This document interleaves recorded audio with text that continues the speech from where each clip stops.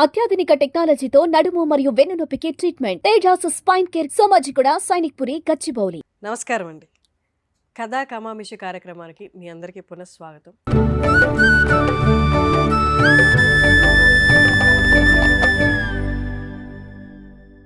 ఇవాళ కూడా ఒక మంచి కథతో మన ముందుకు వచ్చేసారు డాక్టర్ వడ్లమాన్ శ్రీనివాస్ గారు. నమస్తే సార్. నమస్కారం అండి. ఈరోజు మనం 14వ ఎపిసోడ్. అయితే మొట్టమొదటిసారిగా తెలంగాణ ప్రాంతం నుంచి ఒక కథను ఎంపిక చేసుకున్నాను. లగ్గం సినిమా దర్శకుడు రమేష్ చెప్పాలనే రచించిన కనపర్తి ముషాయిరా అనే కథల సంకలనం నుంచి మొదటికే పోతాను అనే కథ ఈరోజు నేను తీసుకున్నాను. ఇది చిన్న తెలంగాణ భావోద్వేగాలకు సంబంధించిన ఒక కుటుంబ కథ, అంటే చిన్న కథ. ఆ కథలోకి వెళ్ళిపోదామండి. కనపర్తిలో ఒక కుటుంబం. ఇక్కడ తండ్రిని బాపు అంటారు తెలంగాణ ప్రాంతంలో. ఆ బాపుకి 3 కొడుకులు, ఒక ఆడబిడ్డ. ఈ 3 కొడుకుల్లో 3వ కొడుకు హైదరాబాద్లో ఉంటాడు. మిగిలిన 2 కొడుకులు కనపర్తి ప్రాంతంలోనే ఉంటారు. కూతురు కూడా అక్కడే ఉంటుంది. ఒకరోజు ఈ 3వ కొడుక్కి బాపు నుంచి ఫోన్ వస్తుంది. అరే, మనం కొమరవెల్లి మల్లన్న, వేములవాడ రాజన్న, కొండగట్టు అంజన్నలని దగ్గరికి ముడుపులు చెల్లించుకోవాలి, కోడెలు చెల్లించుకోవాలి. అక్కడి నుంచి మనం సమ్మక్క సారలక్క దగ్గరికి వెళ్ళి బంగారం పెట్టుకోవాలి, ఇవన్నీ మొక్కులు ఉన్నారా, మనం పోవాలి అంటాడు. ఈయనేమంటాడు, నాకు అంతకన్నా లీవులు ఆడి ఎవరిస్తారు నా బాపు, నేను రాలేనంటాడు. మీ అమ్మ మాట్లాడేది చూడు, అమ్మకి ఇచ్చేస్తాడు ఫోన్. ఆమె ఏమంటుంది, అరే నీ కొడుక్కి మంచి మార్కులు వస్తే వేములవాడ రాజన్న కోడెలు కడతానని చెప్పి మొక్కుకున్నా, మనం ఈ బాపుకి మీ నాయనకి జ్వరం వచ్చింది, తగ్గితే అంజన్నకి ముడుపులు కట్టినా వెంటనే తగ్గింది, మనం పోవాలరా అంటుంది. అమ్మని కాదని లేక ఒప్పుకుంటాడు, ప్రయాణానికి సిద్ధమవుతాడు. ఈ లోపల ఈ 3వ కొడుక్కి వాళ్ళ కుటుంబం గురించి కొన్ని విషయాలు గుర్తొస్తాయి. ఇతని 2 అన్నయ్యలకి తండ్రికి పడదు, మాట్లాడుకోరు సరిగా. ఆ ఊర్లో ఉంటారు. అది ఎట్లా చెప్తా అంటే, మా 2 అన్నలు మా బాపుతో మాట్లాడరు. అది శల్క పంచాయతీ అంటాడు. శల్క పంచాయతీ అంటే భూములు తగాదా. మా అక్క మా అన్నలతో మాట్లాడదు. అది పైసలు పంచాయతీ, వాళ్ళ కదా డబ్బులు తగాదా. మా వదినలు మా అమ్మతో మాట్లాడరు. అది కుటుంబం పంచాయతీ, అందరిలో ఉండే అత్తగారు కోడళ్ళ పంచాయతీ. సో మొత్తం మీద కుటుంబంలో సయోధ్య లేదు. మా బాపు కుటుంబాన్ని కల్పనీకే ఈ మొక్కులు పెట్టినాడేమో అని ఇతనికి ఒక అనుమానం వస్తుంది. అనుకుని ఇది ఈరోజు సంప్రదాయం కాదు, ఎప్పటి నుంచో మా తాతల నుంచి వస్తుంది ఈ సంప్రదాయం, ఇలా గుళ్ళకి వెళ్ళడం మాకు ఇంట్లో ఆనవాయితీగా వస్తుంది అనుకుంటాడు. సరే, అందరూ ఆ రోజు వస్తుంది.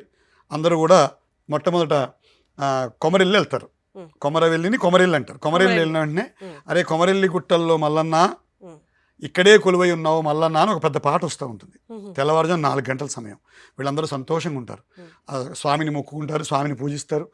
అయితే కొమరవెల్లి మల్లన్న ప్రత్యేకత ఏంటంటే, ఇక్కడ దేవుడి పట్నాలు అంటారు, దేవుడి పట్నాలు చేయించాలంటారు. దేవుడి పట్నాలు అంటే ఒగ్గు కథ అని తెలంగాణ ప్రాంతంలో ఒక గొప్ప జానపద ప్రక్రియ ఉంది. ఈ ఒగ్గు కళాకారుల ద్వారా ఈ దేవుని పట్నాలు చేయించుకోవాలి. పట్నాలు అంటే పెళ్ళి. వాళ్ళు రంగురంగుల ముగ్గులు వేసి ఆ ముగ్గులతోటి పెళ్లి చేస్తారు, దేవునికి పెళ్లి చేస్తారు, మల్లన్నకి పెళ్లి చేస్తారు. ఆ పెళ్లి చేయడం ద్వారా మన ఇంట్లో కళ్యాణం అవుతుంది, కష్టాలు పోతాయి, సంతోషం వస్తుంది. సో అందరూ ఆనందంగా ఉంటారు. కానీ ఈ 3వ కొడుకు ఎప్పుడు అబ్జర్వ్ చేస్తుంటాడు, ఎక్కడో వీళ్ళ మధ్యలో మనస్పర్ధలే ఉన్నాయి. ఇంత భక్తితో ఆ రోజు ఆ ఒగ్గు కథకులు పాడుతుంటే, ఒగ్గు కథకులు పాడి ఢమరుకనాదం చేస్తుంటే మల్లన్న వచ్చి నాట్యం చేసినట్టు ఉంటుంది. చిన్న పిల్లల్లో కూడా ఆధ్యాత్మిక భావాలు వెలువరిస్తాయని రాస్తాడు. కానీ ఎక్కడో అన్నల్లో, అక్కల్లో, బాపులో, అమ్మలో ఎక్కడో చిన్న దుఃఖం అట్లనే ఉంది అనుకుంటాడు. అక్కడి నుంచి మళ్ళీ బయలుదేరి నెక్స్ట్ ఎక్కడ వేములవాడ వెళ్ళాలి. సిద్దిపేట మీదుగా వెళ్తూ ఓ మర్రి చెట్టు పక్కన ఆగి వంటలు చేసుకుంటూ ఉంటారు. వంటలు చేసుకునేటప్పుడు కూడా అమ్మకి, వీళ్ళ అక్కకి, వదినలకి అస్సలు సయోధ్య లేని విషయాన్ని అతను గుర్తిస్తాడు. మోమాటంగా కలుస్తుంటారు, వండుకుంటుంటారు, తింటుంటారు. ఎవరిలో సరైన మాటలు ఉండవు. మోమాటానికి ఏదో మాట్లాడుకుంటున్నారు వీళ్ళు, ఏదో డిఫరెన్స్ ఉన్నది, ఇది పోవట్లేదు అనుకుంటాడు. మరి దేవుళ్ళని మొక్కినాము, మరి మళ్ళీ ఏం చేసిండు అనుకుంటాడు కూడా. అనుకుని నెక్స్ట్ వేములవాడ రాజన్న గుడికి వెళ్తారు. రాత్రి అవుతుంది. రాత్రి అయినంటే ఇతనికి బాల్యం గుర్తొస్తుంది. ఈ 3వ కొడుక్కి నాన్నని, అమ్మని, బాపు ఆ బొమ్మ కొనాలి, ఈ బొమ్మ కొనాలి అని అన్నదమ్ములందరూ ఎంతో ప్రేమగా, ఆప్యాయంగా ఒకళ్ళ మీద ఒకళ్ళు పడుతూ ఆనందంగా బొమ్మలు కొనుక్కోవడం గుర్తొస్తుంది. నేను ఇప్పుడు బొమ్మలు కొనుక్కోలేను, కానీ ఏదో కావాలని ఉన్నది. నాన్నతో, బాపుతో వీళ్ళు మాట్లాడరు. అక్కేమో అన్నలతో మాట్లాడదు, వదినలు అమ్మతో మాట్లాడరు. ఏమి కష్టం ఇది. వీళ్ళందరూ మొమాటాల కోసం మాట్లాడుకుంటున్నారు. నిజానికి ఇవి తీరనంత గొడవలా కాదు కదా, కూర్చుని మాట్లాడుకుంటూ అయిపోతాయి కదా. సగం జీవితాలు ఈ మనస్పర్ధలతోటే పోతున్నాయి మనుషులకని బాధపడతాడు అతను. అయ్యో నేను చెప్పొచ్చుగా మా అన్నలుగా అనుకుంటాడు, కానీ చిన్నోనికి నువ్వేం చెప్తావురా, నీకేం పని రా అని తిడతారేమో అని నీకు భయం ఈ మూడో అబ్బాయికి. సో వేములవాడ స్వామికి కోడెలు ముడుపులు ఇచ్చుకుంటారు. ఇచ్చుకున్న తర్వాత మళ్ళీ అక్కడి నుంచి తెల్లవారుజామున రాత్రి బయలుదేరి కొండగట్టు అంజన్న దగ్గరికి పోయి అంజన్న దగ్గర కూడా ముడుపులు ఇచ్చి దండాలు పెట్టుకుంటారు. అంతా హ్యాపీగా ఉంటుంది, ఆనందంగా ఉంటుంది. కానీ ఈ కుటుంబం ఇంకా కలవలేదు, వాళ్ళలో గ్యాప్ ఉందనే బాధని మాత్రం ఇతను దిగమింగుకుంటూ ముందుకెళ్తుంటాడు. సో అంజన్నది అయిపోయిన తర్వాత ఓ మాట అంటే వాళ్ళ అమ్మతో, అమ్మ ఇప్పుడు ఇక మేడారం ఏం పోతామే, మన ఇంటి పక్కనే వీణవంక ఉన్నది కదా, ఆ వీణవంక పోదాం, లేదా జైరాబాద్ పోదాం, ముచ్చింతలు పోదాం. అన్ని చోట్ల సమ్మక్కలు ఉన్నారు, సారక్కలు ఉన్నారు. ప్రతి చోట ఇప్పుడు తెలంగాణలో చాలా ప్రాంతాల్లో సమ్మక్క సారక్కలు ఉంటారు. అప్పుడు ఆమె ఉంటుంది, అరే మేడారం సమ్మక్క మహత్ ఎక్కువరా, అన్ని కష్టాలు తీరుతాయి, నీకు తెలవదులే బాపు కోరిక వేరేలే అంటది. మనసులో అనుకుంటాడు, నాకు తెలుసులే కుటుంబాన్ని కల్పనీకే నువ్వు బాపు ఈ ముక్కులు పెట్టిరని ఇతను అనుకుంటాడు మనసులో. అనుకుని నెక్స్ట్ సమ్మక్క సారక్క దగ్గరికి వెళ్తూ ఉంటారు. అప్పుడు అన్న పిల్లలు ఈయన అడుగుతారు, బాబాయ్ ఈ సమ్మక్క సారక్క జాతర గురించి చెప్తావా అంటారు. ఎందుకు ఈ మేడారం ప్రత్యేకత ఏంటంటే, నిజానికి ఇవాళ ప్రేక్షకులు కూడా చాలామందికి తెలియకపోవచ్చు. మీకు తెలుసా సమ్మక్క సారక్క చరిత్ర? నాకు కూడా తెలియదు ఇవాళ కథ చదివేదాకా. సో అప్పుడు నాకేం తెలుసురా అంటాడు ఈయన మూడో ఆయన. అప్పుడు పెద్ద ఆయన బాపు చెప్తాడు పిల్లలకి, అరే సమ్మక్క కథ చెప్తా వినండి అని. గోదావరి ప్రాంతంలో గోదావరి గట్టున ఒకరోజు కోయదొరలు వేటకెళ్తారు. ఒక పులితో ఒక చిన్న ఆడబిడ్డ ఆడుకుంటూ ఉంటుంది, ఒక పులి, పెద్ద పులితో.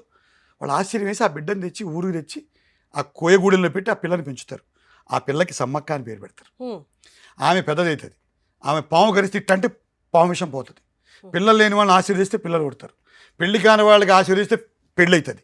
ఆమె ఒక దేవతగా రూపాంతరం చెందుతుంది. సమ్మక్క కూడా కాకతీయ రాజుల దగ్గర సామంతరాజుగా ఉండే పగిడిద్దరాజు అనే ఒక సామంతరాజుతో పెళ్లి చేస్తారు. సమ్మక్కకి ముగ్గురు పిల్లలు పుడతారు. సారెలమ్మ, నాగులమ్మ, జంపన్న అని ముగ్గురు పిల్లలు పుడతారు. ఈలోగా అక్కడ పెద్ద కరువు వస్తుంది ఆ గిరిజన గూడెంలో. కానీ కాకతీయ రాజులు పన్ను కట్టాల్సిందే అంటారు, వీళ్ళు పన్ను కట్టరు. కాకతీయులు ఈ గిరిజన ప్రాంతం మీద యుద్ధానికి వచ్చేస్తారు. యుద్ధానికి వచ్చేస్తే ములుగు ప్రాంతంలో పెద్ద యుద్ధం జరుగుతుంది గిరిజనులకి కాకతీయ సైన్యానికి. సారలమ్మ, నాగులమ్మ, గోవిందరాజులు ఆ యుద్ధంలో మరణిస్తారు. కొడుకు జంపన్న ఈ అవమానం భరించలేక సంపెంగి వాగును ఒక పెద్ద వాగులు దూకి ఆత్మహత్య చేసుకుంటాడు. సమ్మక్క అపర భద్రకాళి అవుతుంది. కత్తి తీసుకొని కాకతీయ సైన్యాన్ని తుత్తునియలు చేస్తుంది ఆవిడ. ఒక అపర భద్రకాళిలాగా యుద్ధం చేసి సైన్యాన్ని అందరినీ మట్టు పెడుతుంది. కానీ ఒక సైనికుడు వెనక నుంచి వచ్చి వెన్నులో పడవడంతో సమ్మక్క కింద పడిపోతుంది. తర్వాత అందరూ చీకటి పడిపోతుంది. దీపాలు పెట్టుకొని కాగడాలు పెట్టుకొని మొత్తం గూడెం అంతా వచ్చి వెతుకుతారు, సమ్మక్క ఏడింది. మేడారం పక్కనే ఉన్న ఒక చిలకల గుట్ట దగ్గర ఒక కుంకుమ భరిణి దొరికింది. మేడారం దగ్గర ఉన్న చిలకలమ్మ గుట్ట మీద. ఇంతలో ఆకాశవాణి పెద్దగా శబ్దం చేసి ఒక మాట వచ్చింది, నన్ను మోసం చేసి చంపారు, ఈ గడ్డ మీద పుట్టిన వాళ్ళు ఎవరు మోసం చేయకూడదు, మీరందరూ యోధుల్లా పోరాడండి, రెండు గద్దెలు నిర్మించండి, 2 సంవత్సరాలకు ఒకసారి నన్ను కొలవండి, మీ కోరికలు తీరుస్తానని సమ్మక్క చెప్తుంది. అయితే సమ్మక్క సారలక్క జాతరను ఎందుకంటారంటే, సమ్మక్కకి ఇందాక మీరు చెప్పాను, సమ్మక్కకి సారలమ్మ అని ఒక కూతురు ఉన్నది. ఆ సారలమ్మ సమ్మక్క పేరు మీద సమ్మక్క సారక్క జాతరలు జరుగుతాయి. సో ఈ కుటుంబం కూడా సమ్మక్క సారక్కకి ముడుపులు చెల్లించారు. బంగారం అంటే ఇక్కడ బెల్లాన్ని వాళ్ళ బరువు బెల్లాన్ని చూసి అమ్మకి వాళ్ళు మొక్కుగా చెల్లించారు. అప్పుడు అందరి కళ్ళల్లో చిన్న ఆనందం రావడం చూశాడు ఈయన. ఒకటి అనుకుంటాడు, మూడో కొడుకు అందరూ కలుస్తున్నారు, బాపు దగ్గరికి అన్నలు పోయారు, బాపుతో మాట్లాడడం మొదలుపెట్టారు. వదినలు అమ్మ దగ్గరికి పోయి అమ్మతో మాట్లాడడం మొదలుపెట్టారు. అక్క అన్నలతో మాట్లాడడం మొదలుపెట్టినంటే ఈయన కూడా పోయి అందరూ కలిపి ఒకసారి ఒకరికొకరి దగ్గరే వచ్చారు. అప్పుడు రెండు పుంజుల్ని బాపు అమ్మకి బలిస్తాడు. వాళ్ళ కోరిక ఈ కుటుంబాన్ని కలపడం. ఆ కోరికని సమ్మక్క తీర్చింది కాబట్టి అమ్మకి బంగారం పేరుతో బెల్లాన్ని ఇవ్వడమే కాకుండా 2 కోడి పుంజులను కూడా బలిగా ప్రసాదంగా ఇస్తాడు ఈ బాపు, ఈ కొమరవెల్లి బాపు. అప్పుడు మూడో కొడుకు ఒక మాట అనుకుంటాడు, కొమ్మ చెక్కితే బొమ్మరా, కోరి మొక్కితే అమ్మరా, కొమ్మ చెక్కితే బొమ్మరా, కోరి మొక్కితే అమ్మరా. మా కుటుంబం అంతా ఈరోజు ఆవిడ్ని కోరాం, ముఖ్యం సమ్మక్క అమ్మ అయ్యింది, ఉమ్, మా కుటుంబాన్ని కలిపింది అనుకుంటూ అందరూ కలిశామన్న కొత్త ఉత్సాహంతో మా కుటుంబం మళ్ళీ కనపర్తికేసి ప్రయాణం మొదలుపెట్టింది. ఇంతకంటే మహిమ ఏం కావాలి అనుకుంటాడు మూడో కొడుకు. ఈ మహిమ సమ్మక్కది, ఈ మహిమ సారక్కది. ఇక మరి మొదటికే పోతాను అంటే ఏంటో చెప్పేస్తాను. ఈ కథ పేరు మొదటికే పోతాను. సమ్మక్క సారక్కలు ఇవాళ తెలంగాణలో చాలా ప్రాంతాల్లో ఉన్నాయి. వేణవంకలు, జైరాబాదులో, ముచ్చింతల్లో, రకరకాల ప్రాంతాల్లో, అన్ని ప్రాంతాల్లో ఇవాళ సమ్మక్క సారక్కలు జాతరలు ఆడుతున్నారు. కానీ తెలంగాణ ఈ ఏడకపోతావురా ఈ సంవత్సరం జాతర కంటే మొదటికే పోతాను అంటే మేడారమే పోతాను. ఈ రచయిత పేరు రమేష్ చెప్పాలా. ఈ